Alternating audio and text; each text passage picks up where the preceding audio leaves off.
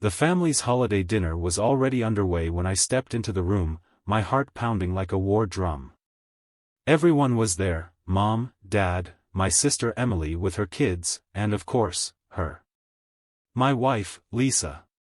She sat near the head of the table, her face glowing with false laughter. Across from her, a man I'd come to despise more than I thought humanly possible, Alex. He sat there, his smug expression carved deep, leaning back like he owned the place. They both didn't see it coming. The flash drive in my pocket felt like a grenade.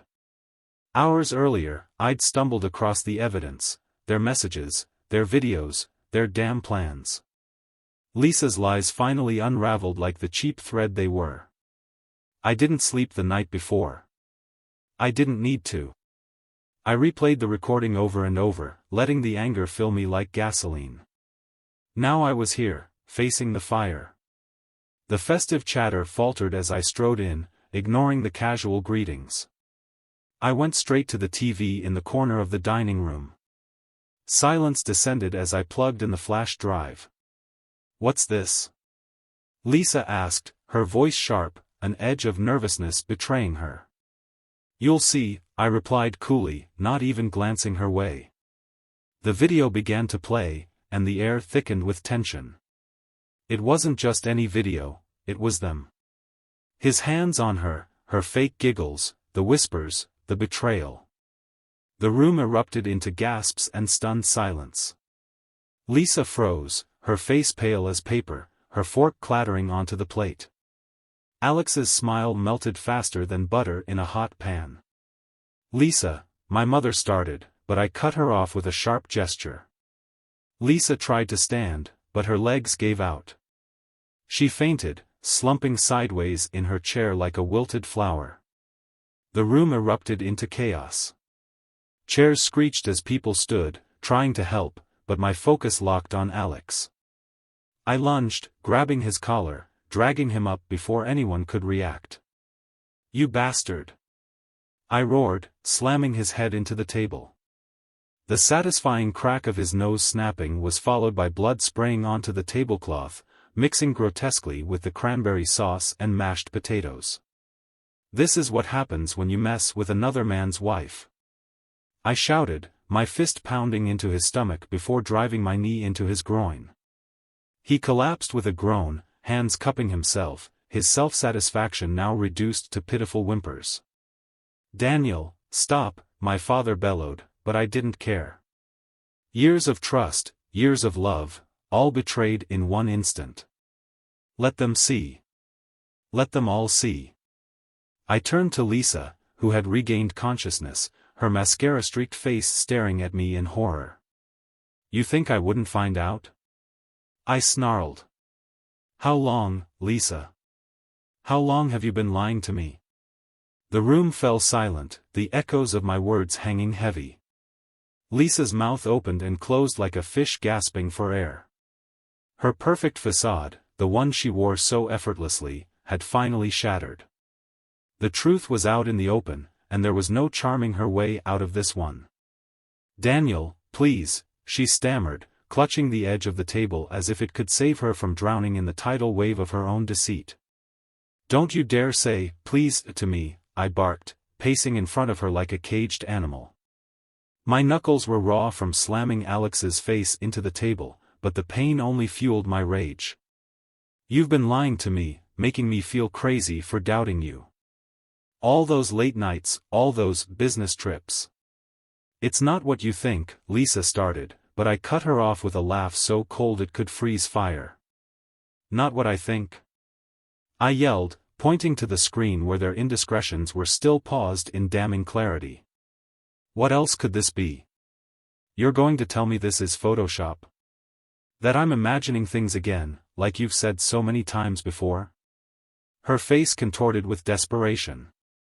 "Daniel, I was going to tell you. I was. I didn't know how." "You didn't know how?" My voice was rising, a storm of anger I could no longer contain. "You knew how to meet him at cheap motels. You knew how to lie to my face every time I asked you what was going on. You knew how to betray me. Lisa stood abruptly, her chair clattering to the floor.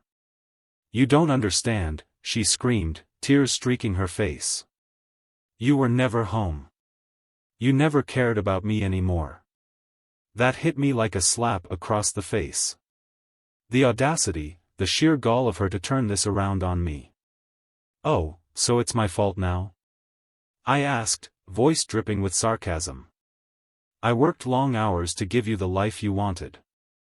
The house, the car, the vacations. And this is how you repay me? Alex groaned from the floor, still clutching his bloody nose, trying to sit up. I kicked a chair out of the way and stood over him. Don't even think about moving, I growled. He froze, his eyes wide with fear. Emily, my sister, finally stepped in. Daniel, this is madness, she said, her voice trembling. We're family. We can't handle this here. Oh, we're handling it right here, I shot back, my voice cracking. Everyone needs to see the truth. I won't be gaslit by her anymore. Lisa's face turned from pleading to icy rage. You want the truth, Daniel, she snapped. Fine. Yes, I cheated. I was lonely, and Alex was there for me in ways you weren't. He listened. He cared. Something you stopped doing a long time ago. The room went silent. My mother covered her mouth in shock, and my father muttered a curse under his breath. I clenched my fists, my nails digging into my palms. So that's your excuse? That I didn't listen enough? Didn't care enough? I took a step toward her, and she flinched. I gave you everything, Lisa. My time, my trust, my loyalty. But apparently, that wasn't enough for you. Tears filled her eyes, but her expression remained defiant. You're not perfect, Daniel. Stop acting like you are. Oh, I'm far from perfect, I admitted, my voice low and trembling with fury. But at least I never destroyed our marriage for a cheap fling with a two-bit coworker. Coworker, my father blurted out. Lisa, you've been bringing your lover around this family? Under our noses? Lisa's face reddened, but she stayed silent. Alex, finally managing to speak through his mangled nose, stammered, it wasn't supposed to happen like this. We didn't mean to hurt anyone. I laughed bitterly, my voice echoing off the walls. Didn't mean to hurt anyone? You two schemed behind my back for months, maybe years, and now you're telling me it wasn't intentional? My sister tried to intervene again. Daniel, let's just calm down. We can talk about this. No, I interrupted. I'm done talking. Talking hasn't gotten me anywhere with her. All she's ever done is lie. Lisa glared at me, her hands shaking. What do you want me to say, Daniel? That I'm sorry? Fine. I'm sorry. But don't act like you're some saint. You've ignored me for years. You've treated me like I'm just another piece of furniture in this house. And whose fault is that? I roared. You pushed me away every time I tried to connect with you. I see now it's because you already had him waiting for you. The room was suffocating, the air heavy with tension and anger. My father finally stood, his face stern. This is not the place for this. Take it outside or leave. But this is our family dinner, and I won't have it turn into a circus. I turned to him, my voice steady but firm. I'm sorry, Dad, but this circus started long before I walked into the room. I'm just the guy who finally decided to pull back the curtain. Lisa sank into her chair, burying her face in her hands. Alex looked like he wanted to crawl under the table. And me? I was ready for answers, or the end of it all. The dining room was now a battleground, the holiday cheer long gone. Bloodied napkins and shattered trust decorated the table where laughter once lived. My father's stern glare lingered on me, his disappointment heavy, but I couldn't care less. This wasn't about keeping up appearances anymore, it was about justice, raw and unfiltered. Lisa sat slumped in her chair, looking utterly defeated. Alex, the spineless coward, dabbed at his bloody nose with a napkin, his face pale and glistening with sweat. I wasn't done with either of them. I grabbed another chair, spun it around, and sat across from Lisa, leaning forward so my face was level with hers. "You're not walking out of this room without telling me the truth," I said, my voice sharp and steady. "How long has this been going on?" She hesitated, her eyes darting around the room as if searching for an escape route. When none came, she finally answered, her voice barely above a whisper. 6 months. 6 months. I leaned back, the weight of her words settling on my chest like a boulder. "Half a year," I muttered, more to myself than anyone else. "Half a year of sneaking around, lying to my face, and pretending everything was fine." It wasn't fine. Lisa snapped, her voice breaking. "You were never home, Daniel. You were always working, always distracted." I felt invisible. I shook my head, laughing bitterly. "Invisible? That's your excuse?" "I was working my ass off to make sure you never had to lift a finger, Lisa. To give you the life you said you wanted. And while I was doing that, you were—" I trailed off, my words choked by the sheer disgust bubbling inside me. "Daniel, I made a mistake," she said, tears streaming down her face now.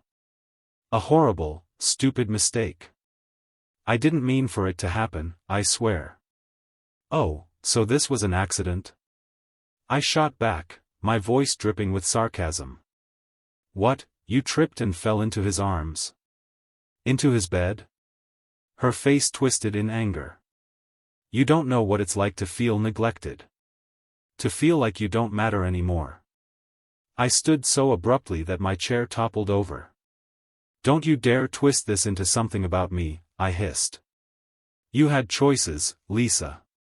You could have talked to me, gone to therapy, anything. But instead, you chose him." I jabbed a finger in Alex's direction. He flinched, holding up his hands defensively. "Look, man, I'm sorry. I shouldn't have." "Shut your mouth," I growled, cutting him off. "You don't get to apologize. Not here, not ever." The room was deathly quiet again, save for Lisa's muffled sobs. My sister Emily finally spoke up, her voice gentle but firm. "Daniel, this is a mess, but you can't solve it all tonight. Maybe you should both take a step back and cool down." "Cool down?" I echoed, turning to her. "Emily, this isn't something you just cool down from. My wife, your sister-in-law, has been screwing another man for 6 months. This isn't a little spat that can be fixed with an apology and a hug. Still," she pressed, "you're just going to make things worse if you keep going like this. Think about what you really want here." What I wanted?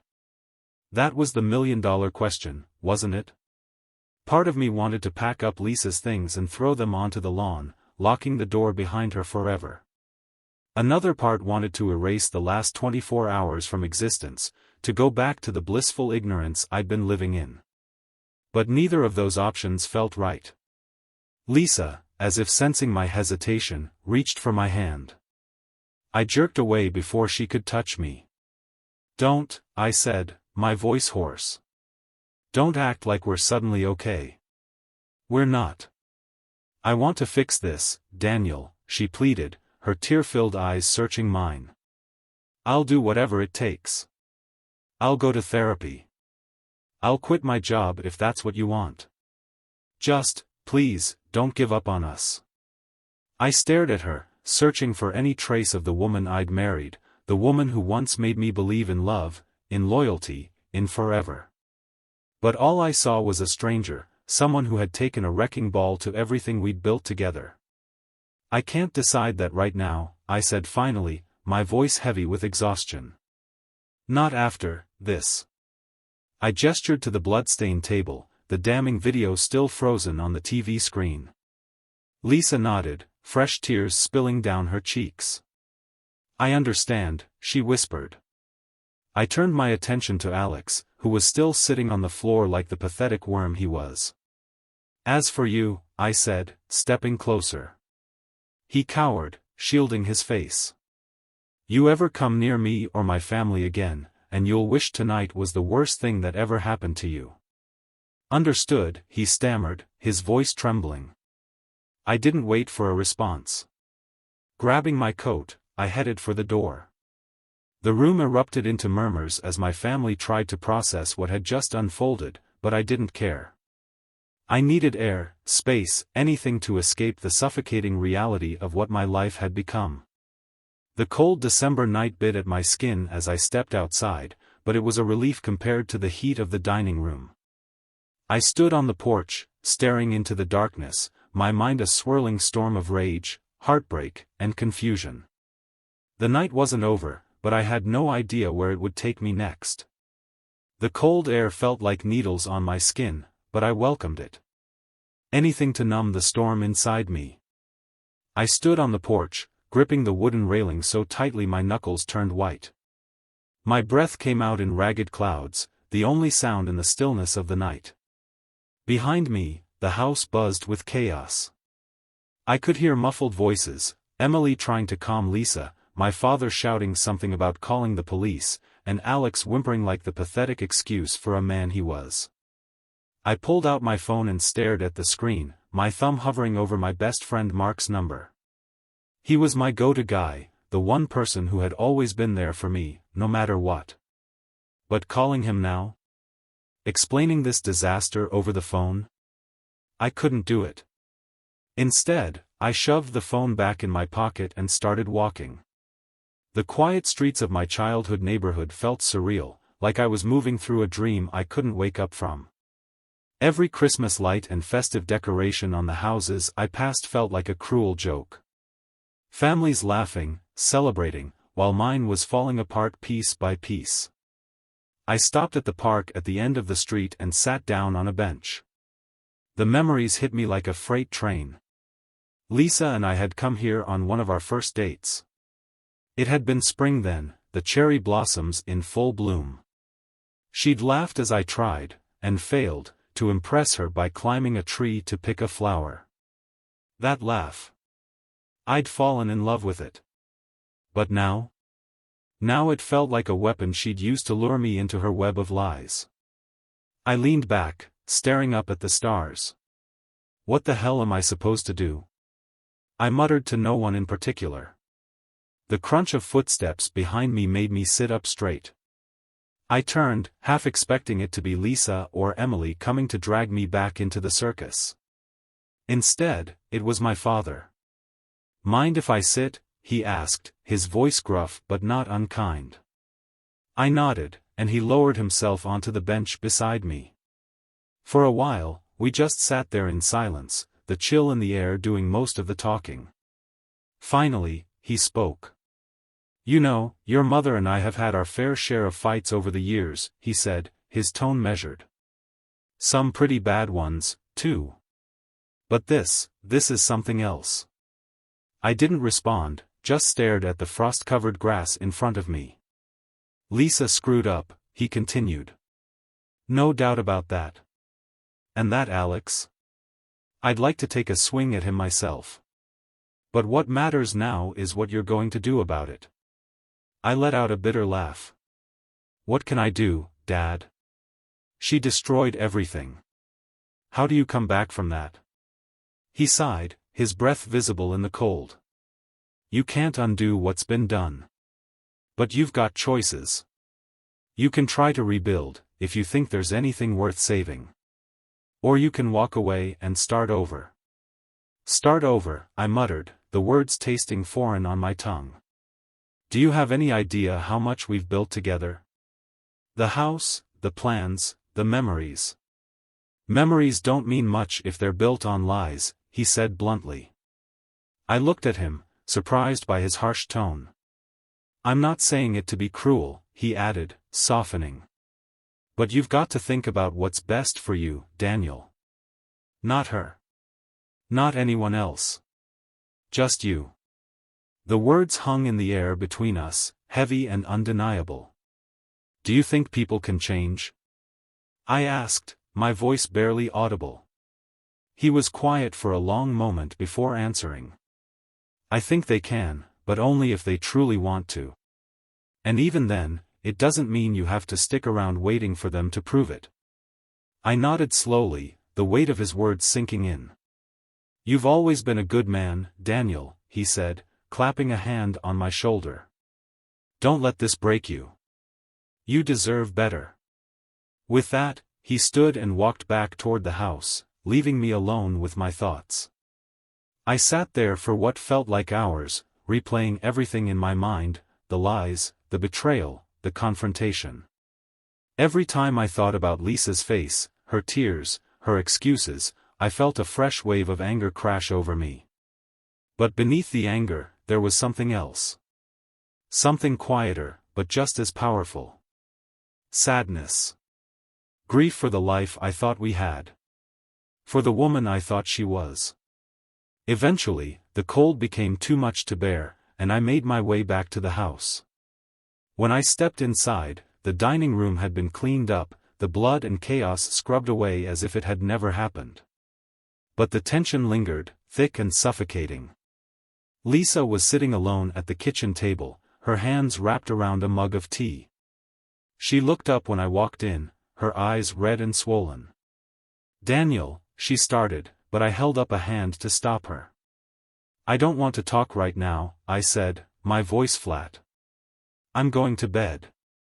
She nodded, her shoulders slumping in defeat. I made my way upstairs to the guest room, shutting the door behind me.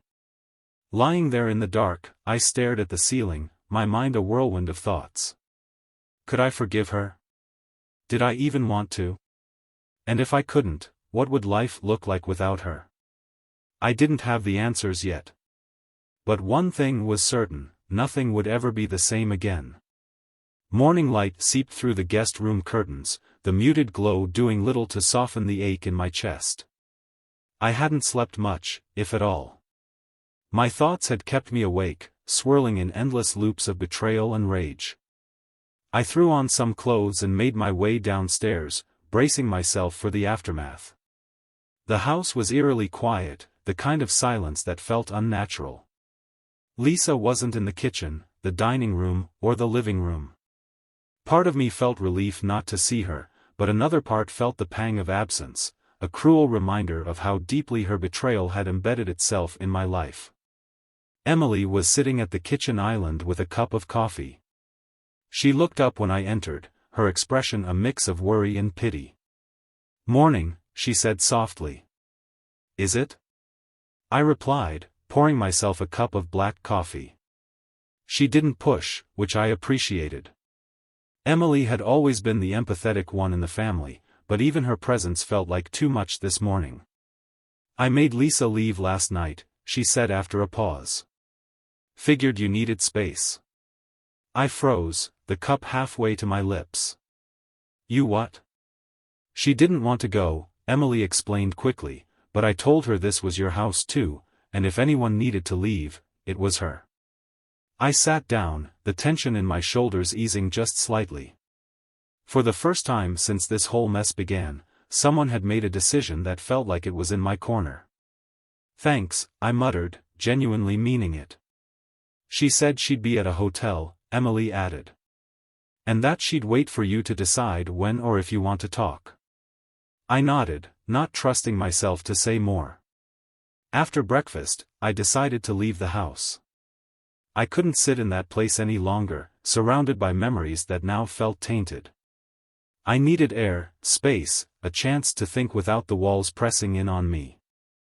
I drove aimlessly for a while, letting the hum of the engine and the rhythm of the road distract me. My mind, however, refused to stay quiet. Flashes of the previous night kept invading my thoughts, the damning recording, Lisa's pale face, Alex's broken nose, and the chaotic storm that followed. I gripped the steering wheel tighter, my jaw clenched as the emotions threatened to overwhelm me again. Eventually, I ended up at a small diner on the outskirts of town. It was one of those places where the coffee was always strong, and the waitresses called everyone Han. I slid into a booth in the corner, grateful for the anonymity. The waitress, a woman in her 50s with a kind smile, poured me a cup of coffee without asking. "Rough night?" she asked, her tone sympathetic but not prying. "You could say that," I replied with a faint smile. As I sipped my coffee, I pulled out my phone and stared at the screen. There were texts from Lisa, short, desperate messages that I couldn't bring myself to open. "Daniel, please talk to me. I'm so sorry. I'll do anything to fix this." I locked the screen and shoved the phone back into my pocket, the sight of her name making my stomach churn. The truth was, I didn't know if I wanted to fix anything. Lisa's betrayal had cut deeper than I thought possible, and the idea of trusting her again felt like trying to rebuild a house on a crumbling foundation. As I sat there, staring out the window, I started to reflect on the cracks that had been forming in our marriage long before Alex ever entered the picture. Lisa wasn't wrong about me being busy. I'd poured myself into my work over the past few years, determined to climb the ladder and give us the kind of life we'd always dreamed about. But in doing so, I'd neglected her, neglected us. Our conversations had become shallow, surface-level exchanges about schedules and bills. The intimacy, both physical and emotional, had faded into the background, replaced by the monotony of routine. But even so, nothing justified what she'd done. Nothing gave her the right to step outside of our marriage instead of trying to fix what was broken. I thought back to the early days of our relationship, back when we couldn't keep our hands off each other, couldn't go a day without talking about our hopes and dreams. When had that changed? When had we started drifting apart? The realization hit me like a punch to the gut. Maybe this wasn't just her failure.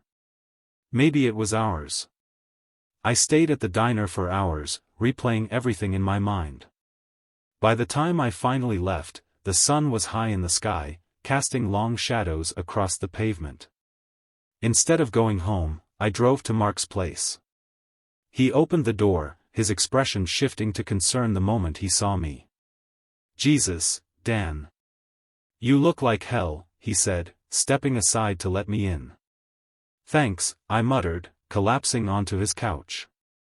Mark didn't push for details, which was exactly why I'd come to him.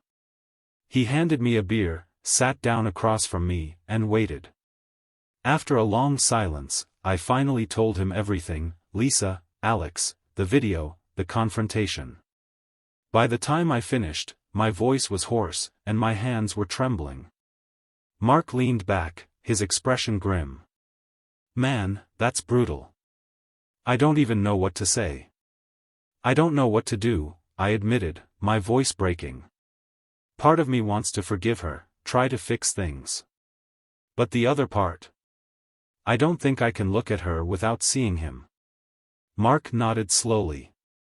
"You don't have to decide right now. Take some time, figure out what you really want. Just don't rush into anything you'll regret later." I nodded, his words sinking in. For the first time in what felt like forever, I felt a sliver of clarity. That night, as I lay on Mark's couch, staring at the ceiling, I made a promise to myself. Whatever decision I made, whether to fight for my marriage or let it go, it would be on my terms. No more lies, no more pretending. It was time to take back control of my life. The next morning, I woke up on Mark's couch with a crick in my neck and the faint memory of his encouragement echoing in my head. His advice stuck: I needed time and space to figure things out. The road ahead wasn't clear, but for the first time since everything had exploded, I felt like I was standing on slightly steadier ground. I sat up, running a hand through my hair, and glanced at my phone. More messages from Lisa. "Please, Daniel. We need to talk. I'll tell you everything. No more lies. You can hate me, but I can't lose you." The bitterness in my gut roared back, and I nearly hurled the phone across the room. I didn't want her apologies. I didn't want her explanations. But a part of me, damn it, a small but persistent part, felt the pull of curiosity. I needed answers, if only to make sense of how we'd ended up here. So, against my better judgment, I texted her back. Meet me at the park at noon. You've got one chance to explain yourself. The park was cold and empty when I arrived. The wind cut through my jacket as I sat on the same bench my father and I had shared the night before. Memories of Lisa and me here years ago were still fresh in my mind, taunting me with their innocence. She showed up 10 minutes later, her face pale, her eyes swollen from crying. She wore the scarf I'd bought her last Christmas, and for a brief, fleeting second, I hated how much I still noticed things like that. "Hi," she said softly, stopping a few feet away from me. I didn't respond, just gestured for her to sit. She hesitated, then sat down, keeping a cautious distance between us. For a moment, neither of us spoke. The silence was thick, heavy with everything unsaid. Finally, I broke it. "Why?" I asked, my voice colder than I'd intended. Lisa flinched, her hands twisting nervously in her lap. "I don't know where to start," she said, her voice barely audible. "Try the truth," I snapped. Her eyes welled up with tears, but I refused to feel sorry for her. This was her mess, and I wasn't about to make it easier for her. I felt alone, Daniel," she said finally. "You were always working, always distracted. It was like I didn't exist anymore." "That's your excuse?"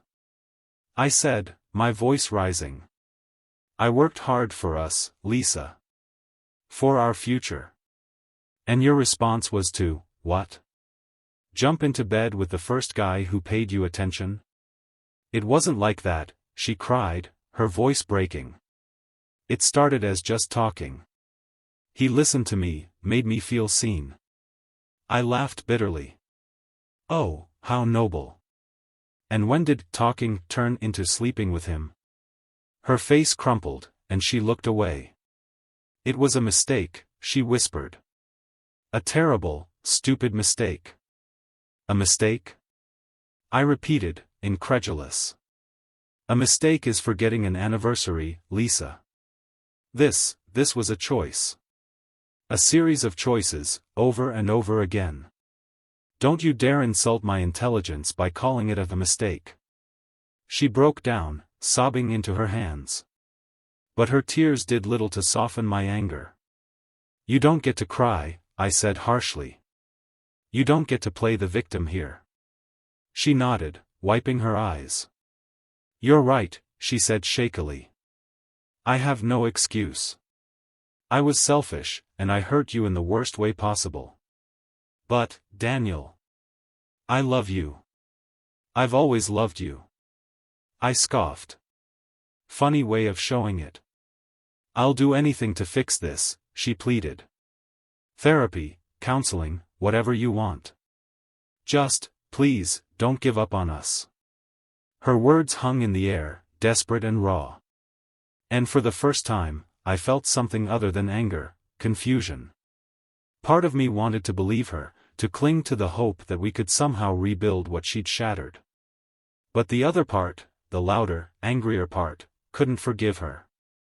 "Why him?" I asked after a long silence. "Of all people, why Alex?" She hesitated, then looked down at her hands. "He was convenient. He was around." "It doesn't mean anything, Daniel." "He doesn't mean anything." "Convenient," I repeated, the word tasting sour in my mouth. "You threw away our marriage for convenient." "I know," she whispered, her voice thick with shame. I stood up abruptly, unable to sit there any longer. The sight of her, the sound of her voice, it was too much. "I need time," I said, my voice tight. "Don't call me, don't text me. Just, give me time." "Okay," she said quickly, standing as well. "I'll wait, as long as it takes. I swear, Daniel, I'll do whatever it takes to make this right." I didn't respond. Instead, I turned and walked away, each step feeling heavier than the last. That night, back at Mark's place, I replayed the conversation in my mind, over and over. Her words, her tears, her desperate pleas, they were like a poison I couldn't purge. Could I ever forgive her? Could I even begin to trust her again? And if I couldn't, what did that mean for the life we'd built together? The questions were endless, and the answers felt impossibly far away. But one thing was certain, the road ahead wouldn't be easy. For now, all I could do was put one foot in front of the other and hope that, somehow, I'd find my way. I spent the next several days in a strange limbo, a mix of anger, sadness, and something I hated admitting, regret. Lisa stayed out of the house as I'd asked, leaving me alone with my thoughts. Mark tried his best to distract me, but the reality of what had happened clung to me like a shadow. I couldn't escape it, no matter how hard I tried. The recording on the flash drive remained in my possession, and I couldn't bring myself to destroy it. It felt like both a weapon and a wound, a reminder of what I'd seen, what I knew, and the depths to which Lisa and Alex had sunk. Late one night, curiosity, or maybe masochism, got the better of me. I plugged the flash drive into my laptop, my heart racing as I opened the file. What played out on the screen was a brutal confirmation of everything I already knew. Lisa's laugh, so familiar and once comforting, sounded hollow and tainted as she spoke to Alex in the recording. They joked, they flirted, they crossed every boundary that had once protected our marriage. It wasn't just the physical betrayal that gutted me, it was the emotional connection they'd shared, the intimacy that had once been mine. I slammed the laptop shut, my breathing heavy, my hands shaking. My chest ached as if I'd been hit by a truck, and I couldn't stop the tears that followed. This wasn't something I could forgive. Not now. Maybe not ever. The next morning, I decided to take control of my life.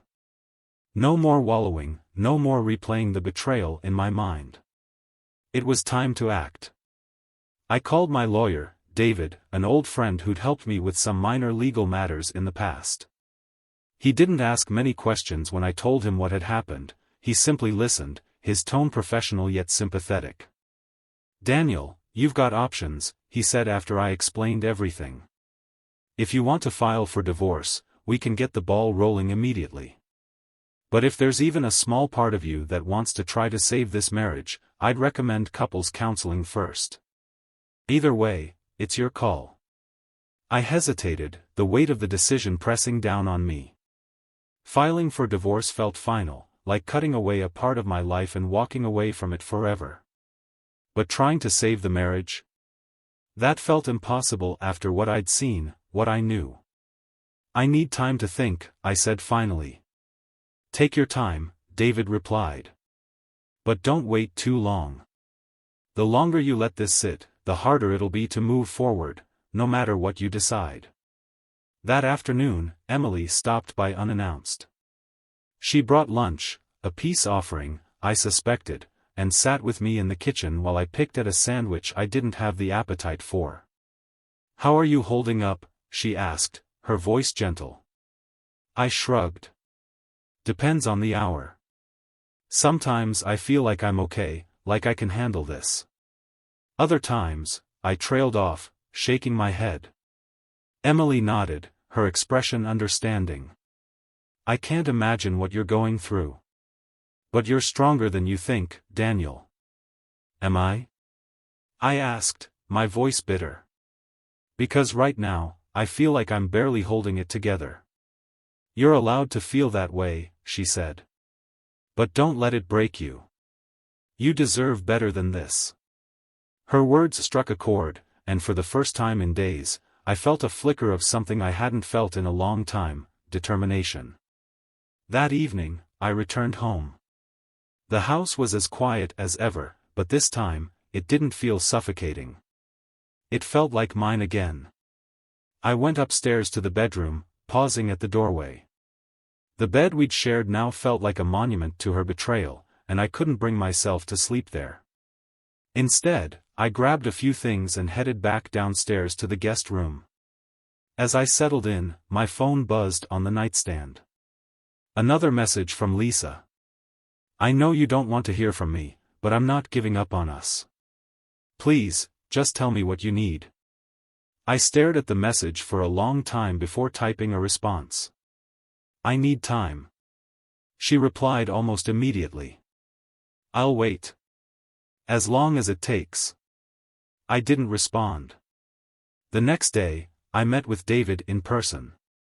He laid out the legal process for divorce, explaining everything in detail. The paperwork, the division of assets, the possibility of alimony, it all felt overwhelming. Do you think she'll contest it? David asked. I shook my head. No. She's too focused on trying to win me back. If I decide to file, I think she'll sign without a fight. Good, David said. That'll make things easier. Easier, I repeated, the word feeling hollow. There was nothing easy about this. On the drive home, I thought about the life Lisa and I had built together. The good times, the bad, the moments that had defined us as a couple. Was I ready to throw it all away? The answer wasn't clear, and that scared me. When I got home, I found myself sitting in the guest room, staring at the divorce papers David had given me. All I had to do was sign them, and the process would begin. But I couldn't do it. Not yet. For now, the papers would stay in the drawer, out of sight but not forgotten.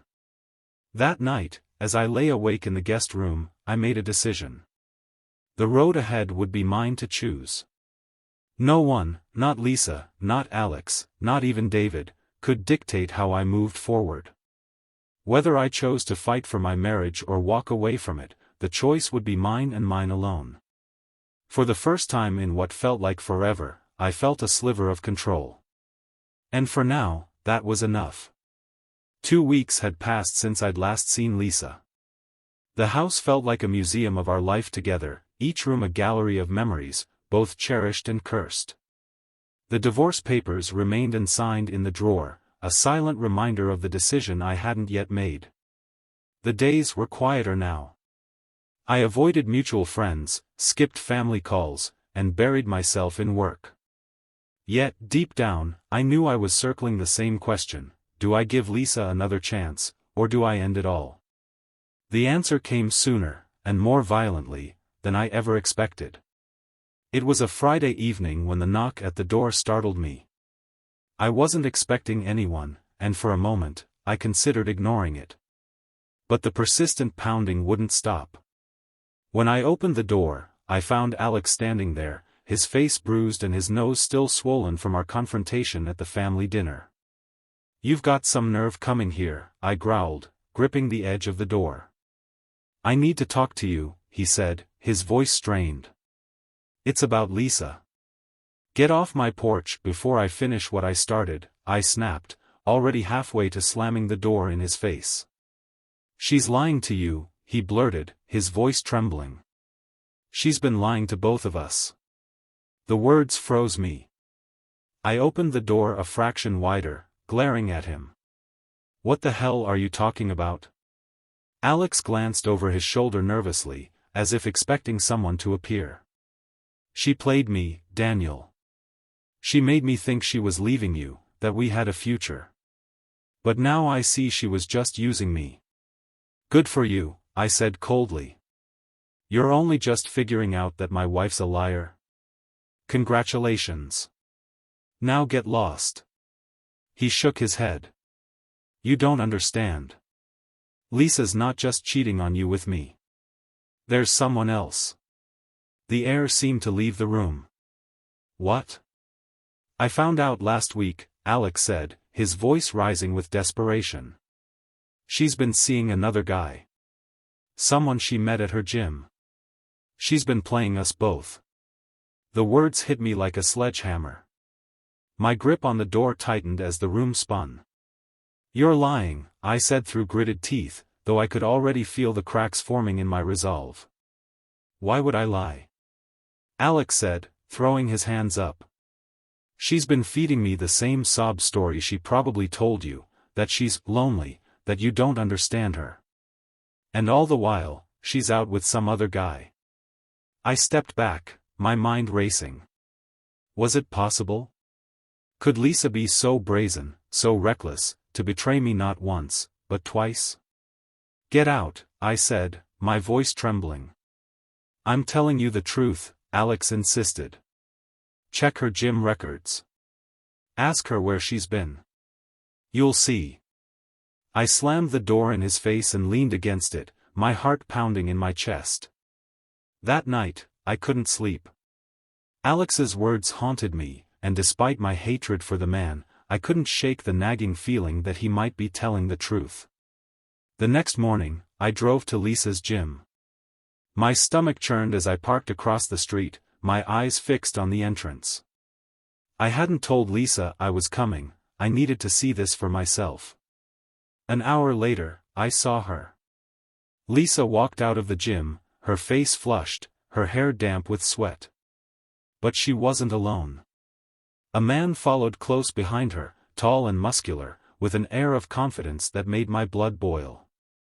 They laughed as they walked to his car, her hand brushing his arm in a way that felt too familiar. My chest tightened as I gripped the steering wheel, fighting the urge to charge out of the car and confront them both. But I didn't. I waited, watching as they drove off together. That evening, I confronted Lisa. When she walked through the door, I was sitting at the kitchen table, the divorce papers spread out in front of me. "Daniel," she said, her voice wary. "What's this?" "Sit down," I said, my voice cold. She hesitated, then sat across from me, her eyes flicking to the papers. "What's going on?" "I know about the guy from the gym," I said bluntly. Her face went pale, and for a moment, she looked genuinely shocked. But then her expression hardened. "What are you talking about?" "Don't lie to me, Lisa," I said, slamming my hand on the table. "I saw you with him. I know everything." Her facade crumbled, and she let out a bitter laugh. "Fine," she snapped. "Yes, I've been seeing him. And you know what? I don't regret it. Because at least he makes me feel alive." The words cut deeper than any blade. "Alive?" I repeated, my voice trembling. "Is that what this is about? Your cheap thrills, your selfishness? You've destroyed everything we built for your own amusement." Lisa stood, her expression defiant. "You don't get it, Daniel. You never have. You've been so busy being the perfect husband that you forgot what it means to actually live." I rose to my feet, my hands shaking with anger.